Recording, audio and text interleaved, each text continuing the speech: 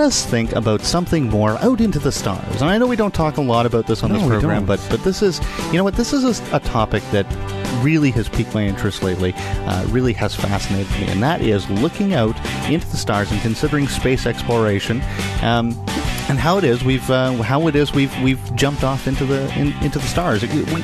That is to say, we haven't really. We have NASA, Ethan. Okay. We have the Russian Space Center. We have the European Space Center. Yeah, the European China's going to be going up there too. Okay, but here's a question for you, Ed. So now in '69 we had the first manned mission to the moon, and that was the United States and NASA that did that. Now it's over 40 years later. What else have we done? The ISS. 14 astronauts dead. Oh, it's not dear. really much of an accomplishment, though. Okay, so well, in order to maybe think a little bit more about this, put this into perspective. What is it that we have done? What can we do with current technology today? I'm going to bring Dr. Zubrin onto the line. He's an American aerospace engineer and founder of the Mars Society, an international organization dedicated to promoting the human exploration of Mars. Cool. So, Dr. Zubrin, thank you very much for joining us on the line today. It's a pleasure to have you on the program. Thanks for inviting me. So, Dr. Zubrin, actually, before we get to the broader stuff, can you give me a bit of your background? What's the genesis of your career in the field of exploring space exploration itself? Well, I was 5 when Sputnik flew, and it's the first world event I can directly remember. And while it may have terrorized the adult world, to me it was exhilarating because I was already reading science fiction, and this told me these stories I was reading about the spacefaring future were going to become true. And so I grew up in the 60s basically, and we were going to the moon by 1970, Mars by 1980, Saturn by 1990, Alpha Centauri by the year 2000. I wanted to be part of that. And so I learned all the science I could. And of course, the first part of that program was realized. We did make it to the moon before 1970, but after that, they slammed on the brakes. And it was one of the great disappointments of my life that dream seemed to just stop. And so, coming out of college in '74, I became a science teacher and did that for a while. But, and that's a noble profession. It's playing your part, but it's not really what I wanted to do. And so in the 80s, I went back to graduate school and I got myself advanced degrees in aerospace engineering and decided to see what I could do. And well, that's where it came from. And while I was employed at the Martin Marietta Company, which was one of the major aerospace companies, which is now Lockheed Martin, I, along with another engineer named David Baker, was responsible for coming up with a new approach to human Mars exploration that could indeed make it something for our time. It was known as the Mars Direct Plan. And it made me quite well known in the field and eventually outside of the field when Newsweek covered it. And basically what we showed is that we, in fact, do have not the hardware, but the technology to send humans to Mars in our time, and that given the will, we could have humans on Mars in 10 years if we decided to get serious about it. So I want to ask you specifically about your work at Martin Marietta, now, as you say, now Lockheed Martin. You were tasked with, what is it you were trying to do? You said Mars Direct. So you wanted to come up with a program that could get us to Mars, so to launch an exploration program that would last for a few days, so we'd kind of put down some footprints and snoop around a bit and come back? No. Or what were you looking for? Certainly not. Not interested in a flag and footprints mission to Mars. No, I mean, the reason to go to Mars is to open up a new world to human settlement, and you're not going to do that with flags and footprints. Well, what happened at Martin was the elder President Bush in 1989, got up on the steps of the Air and Space Museum with Armstrong and Aldrin and Collins, the Apollo 11 crew, and said, "This is the 20th anniversary of the moon landing. That was great. That's what America's all about. And therefore, I am president and committing this nation to go back to the moon and on to Mars, and this time to stay." And great stuff, So NASA went off to conduct a study on how this might be accomplished, and they came back 90 days later with a report, which therefore became known as the 90-day report. that it laid out a 30-year program with a price tag of $400 billion for getting to Mars. And, this thing was dead on arrival in Congress, and which upset the upper management at Martin very much, because they would have hoped that there would have been such a program. And we, the engineers, went to management. We said, look, there isn't going to be a program if this thing is left in this way. We can design a much better Mars program than this. NASA had designed the most complex program you could possibly imagine in order to make all their various technology efforts appear to be mission critical. In other words, they were using the Mars mission as a Christmas tree to hang all the ornaments on instead of to figure out the most efficient way to do it, and which is exactly the opposite of the correct way to do engineering. So it was pretty obvious you could come up with something a lot better. And so Martin commissioned a group called the Scenario Development Team. It was 12 people from the whole big Martin company, and I was one of its members, along with Baker, who was another. And there were a lot of creative people on this team, and in fact, we came up with 3 different scenarios which could not be reconciled. They were based on different mission philosophies. And fortunately, the guy who was coordinating this thing, a vice president named Al Schallemuller, had the wisdom not to try to merge them, but just to float all 3 and see where the flowers would bloom. And it rapidly became clear that the Mars Direct plan, which was the plan put forth by Baker and me, was the one that had the chance of upsetting the apple cart. It was by far the most radical departure from NASA's method of thinking, and it was also the simplest and cheapest plan. And it rapidly became extremely controversial. We had a lot of supporters, both in NASA and even among our competitors, and also a lot of flack because it was so simple. We were, in the view of some people, de-justifying some of NASA's major programs. For example, the space station program. We made no use of the space station. We did not try to make the mission so complicated that it needed the space station, which upset some people. And instead, what we looked at was how people successfully explored on Earth. And what you see is the most successful, the most brilliant missions, such as, for instance, the Lewis and Clark mission. What they did was they adopted a travel light and live off the land philosophy, as opposed to supporting you with wagon trains or convoys of ships or whatever. So why are we going to Mars? It's the planet with the resources to support life. Well, if you can make use of those resources, the same features that make Mars interesting also make it attainable.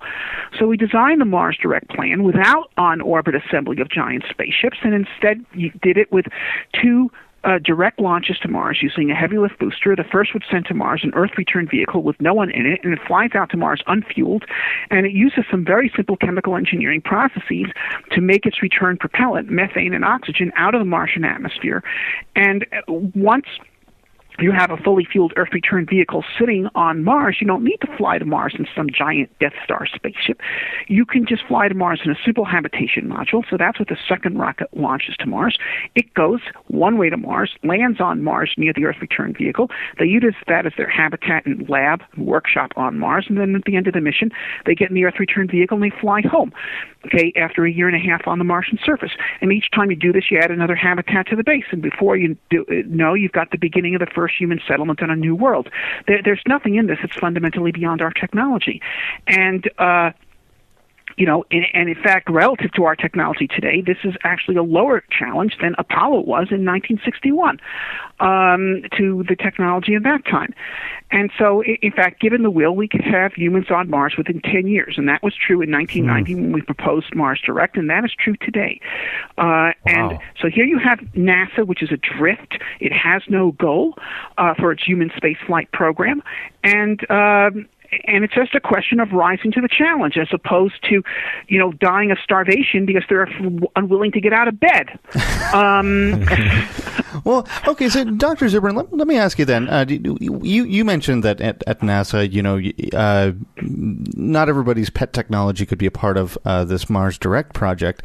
So have you really come up with a way here that you think is still viable to really simplify the act of getting to Mars? And well, I guess you've already answered that. Obviously, the answer is yes with today's technology. But when we get to Mars, does your program allow us some real time there, or is it a really short stay? Because I know that NASA's $400 and some odd billion blunder was essentially a 3-day stay or something like that. So it was a 30-day stay. Okay. Which was nonsense. Yes. So, but do we get a bit more time? No. In my mission plan, we spend 1.5 years on the Martian surface, starting on the very first mission. So cheaper and longer. That's right. The NASA mission plan was designed with when you do engineering, you typically have what's called figures of merit, which is how you judge the goodness of some plan. So, for instance, in certain things, it might be cheapness or something. Okay, their figure of merit was minimum time away from Earth, which is totally stupid. Okay, because if you want minimum time away from Earth, the correct answer is not to leave, which could be accomplished for a lot less than $400 billion. Our figure of merit was the number of person days on Mars divided by the tons lifted to low Earth orbit. Person days on Mars is a crude measure of the exploration effectiveness of the mission. Tons lifted to low Earth orbit is a crude measure of cost. So it's benefit divided by cost. That's how we design. When you design around that, you come up with a plan like Mars Direct. Wow. I'm absolutely shocked that would be a consideration of merit. So, okay, well, let me ask you this then, because maybe somebody is thinking right now, cosmic radiation on Mars, big risk. So why would you want to stick somebody there for too long? They might come back riddled with cancers. Dr. Zubrin, what is your answer to such a critique that if we do send people to Mars, a human settlement, that we are really putting them at risk of, say, radiation poisoning? Okay, well, first of all, the cosmic radiation level on the surface of Mars was just measured by the Curiosity rover, and lo and behold, it was discovered to be what everybody who knew anything knew it would be in advance, which was half of what is in interplanetary space, or, put another way, equal to that which is experienced in low Earth orbit, for instance, on the International Space Station. Why is that? Okay, it's simple. Because in interplanetary space, you have cosmic rays coming at you from all directions, whereas on the surface of Mars, they can only come from above. Mars blocks them out from beneath. Just as on the International Space Station, you are bombarded with cosmic rays coming from above. The Earth's magnetic field does not shield out cosmic rays. Okay, the Earth blocks out half of the sky, and that cuts their dose in half. Now, we've had people on the International Space Station, the standard rotation is 6 months at a time, but there have been, for instance, Russian cosmonauts who are aboard the predecessor of the space station, the Mir, for up to 1.5 years. And if we look at that and we look at the cumulative dose taken by various astronauts and cosmonauts on the International Space Station, there's quite a few that have a larger cumulative cosmic ray dose than they would have gotten flying to Mars and back. And not one has experienced radiological health effects. So this is pure nonsense. Okay, it's absolutely nonsense. The radiation dose going to Mars and back is well understood, and it represents about a 1% risk of getting cancer at some point later in your life. Now, you have to understand, a 1% risk of cancer that does not sound like a wonderful thing, but if you're an average American and you don't smoke, you have a 40% chance you're going to die of cancer. Excuse me, if you don't smoke, it'd be 20%. Yeah. If you do smoke, it's 40. This raises it from 20 to 21. So actually, if we recruited the crew going to Mars out of smokers and sent them to Mars without their tobacco, we'd be reducing their chance of getting cancer. Wow, my goodness. So suddenly the trip to Mars becomes the latest health fad. Okay. That's right. So I guess, Dr. Zubrin, let me ask you then, what about if we look at Mars as more than just a pipe dream, because what you're telling me here is obviously we can get there. So if we do get there, I mean, is this really just going to be the potential for a flash in the pan? You know, we send a few people there, they live there for a year and a half, and that's pretty much it. They come back and we go, well, there wasn't much we could do. And what's the possibility of actually starting a productive settlement on Mars? Is this a realistic expectation? This kind of goes with your question. There's a project that wants to $500,000 and you get to go to Mars and you stay there. Oh, I don't know if I can't remember what it's called. Are you familiar with that? No, I don't think. Well, okay. Well, the most realistic thing in that direction is Elon Musk of SpaceX says he's trying to develop technology that will make it possible to fly to Mars for $500,000. Okay. Now, that's still a way off in the future, although I must say SpaceX is a very serious effort. There's other people who are advertising trips to Mars who should not be taken seriously. SpaceX should be taken seriously, but they're still quite a way off from that. But to answer the first question, can we make it stick? Well, you can't bind the future. We can get it started. We can establish the first human foothold on Mars. Whether we follow through, whether those that follow us follow through, is up to them. But right now, the question is to us, which is, are we still a nation of pioneers? Do we still have the stuff in it that the people that came before us did when they came across the ocean to an unsettled continent and created a continental nation committed to liberty? Building, fighting, encountering adversity, overcoming adversity, inventing, creating, all the way to create what we have. Or have we somehow entered the age of limits? Are we still people whose great deeds are celebrated in newspapers or only in museums? Okay, that's what this is about. So really, we need to take on this challenge, or we've become less than the people we used to be, and that is something we can't afford.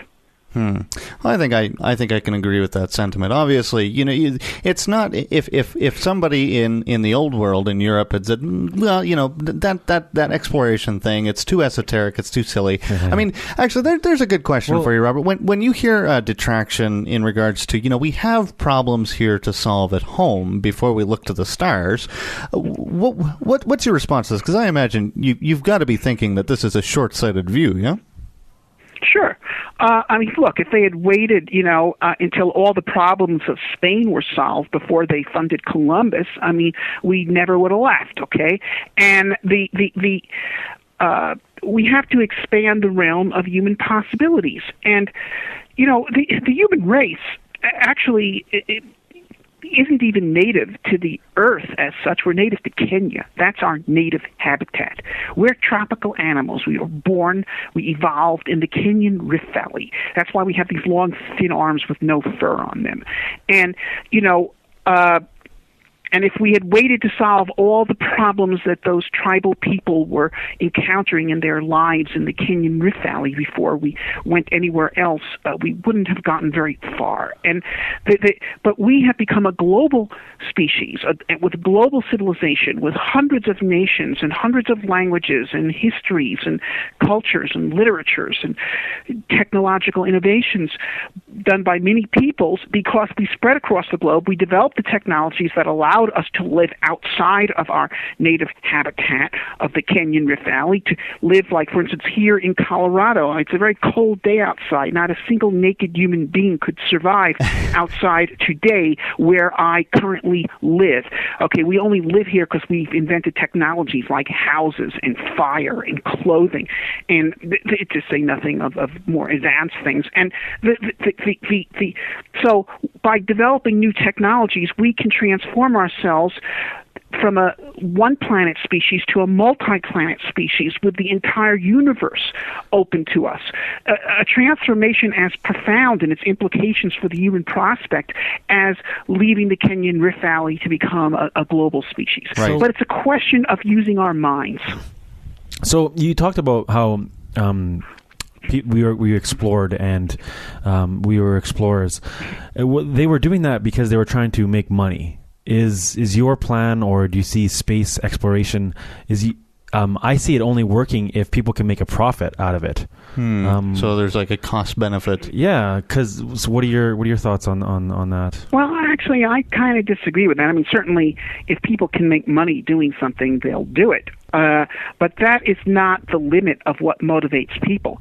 I don't think the Pilgrims came to New England to make money. I don't think the Mormons settled Utah to make money. Okay, I think they went there to create a world, to create a place where they could cut their own path and make their own way. And many people like that have taken on great adversity in order to have that fundamental freedom, and which it's worth a lot.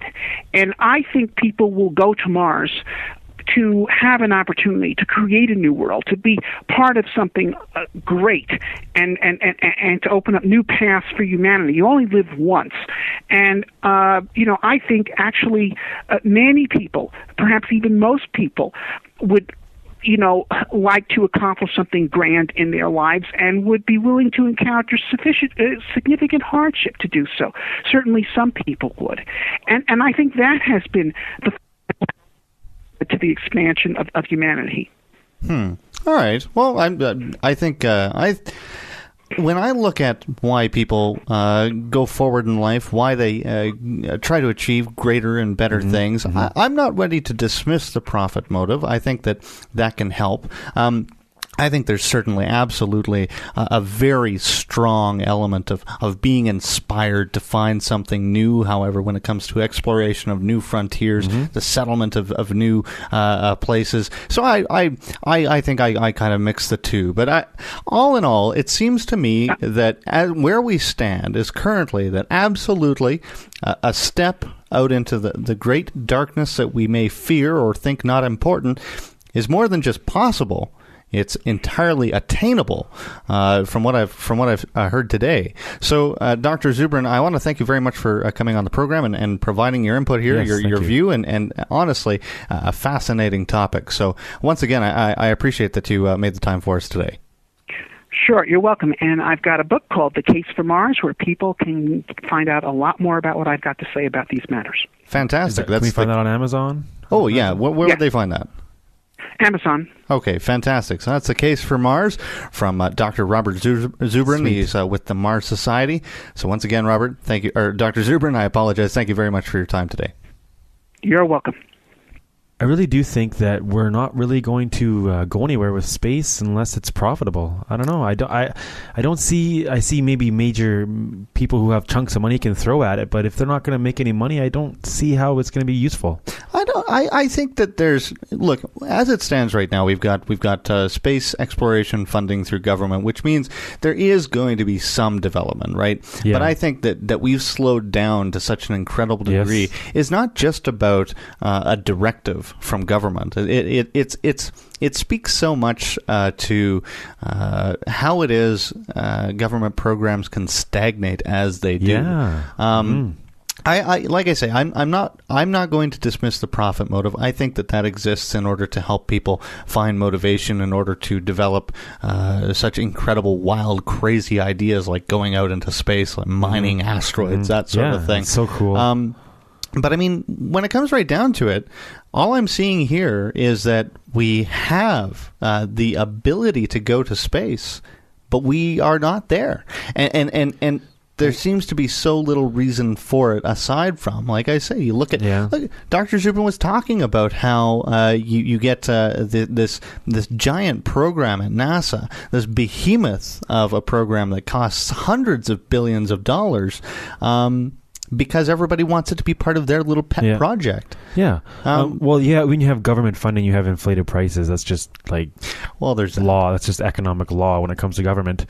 But I really do think that we're on the very, very start of real space exploration, and I mean real space exploration. I mean private space exploration. People competing, and I think individuals competing. Really, it's not governments competing, because we had two competitors before, right? We had the Soviet Union, we had the United States, and United States won, and then it was just kind of like the Soviet Union just kind of rolled over.